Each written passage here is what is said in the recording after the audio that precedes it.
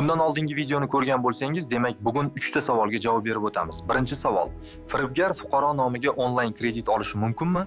Firibgar onlayn kreditga fuqaro nomidan rasmiy tarzda ariza qoldirgan bo'lsa ham, tijorat bank tomonidan mobil ilovada keltirilgan raqamga qo'ng'iroq qilish kerak bo'ladi. Kreditni rasmiylashtirish uchun qo'ng'iroq qiladi va tijorat bank xodimi suhbat jarayonida shaxsiy ma'lumotdan tashqari boshqa savollar ham beradi va unga firibgar javob berish imkoni juda past. Undan tashqari Face ID tizimidan o'tish kerak bo'ladi. Bundan ham o'tish ehtimoli past. Endi esa ikkinchi savolga javob beramiz. Ya'ni fuqaro nomidan P2P amaliyotini bajara oladimi?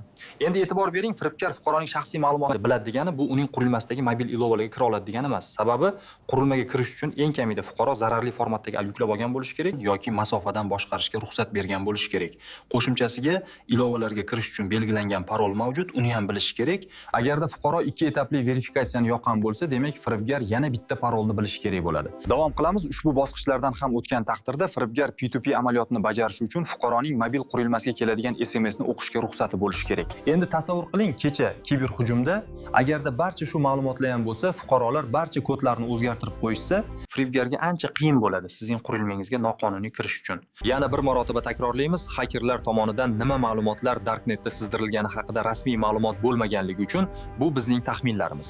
Endi esa keling, hozirda shov-shuv bo'layotgan hakerning kimlik haqida gaplashamiz. Taxallusi Byte2Bridge deb atalgan bu hakerning asl nomini hozircha bilmaymiz. U o'zini 3-fevralda oshkor qilingan 15 million aholining ma'lumotlarini darknetda sizdirganligi haqida post qoldirgan. Dark web profili Byte2Bridge. 2025-yil o'rtalariga kelib, Byte2Bridge taxallusi yirik kiber jinoyat forumlaridan birida faol sotuvchi sifatida tanilgan. 2025-yil 14-noyabr kuni ushbu shaxs o'z faoliyatini muhim infratuzilmalar bilan bog'lab, Eurofiber kompaniyasiga qilingan hujumni o'z zimmasiga olganini da'vo qilgan. U banklar, telekommunikatsiya kompaniyalari, aviakompaniyalar hamda boshqa yirik korxonalarga tegishli tizimlarga kirish huquqlari va ma'lumotlar bazalarini sotuvga taklif qilgan. Forumlardan tashqarida u o'zining aloqa ma'lumotlarini Pentesting Ltd nomli ommaviy WordPress saytida qayta ishlatadi.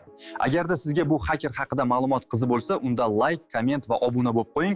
Keyingi videoda ushbu haker haqida ma'lumot beramiz.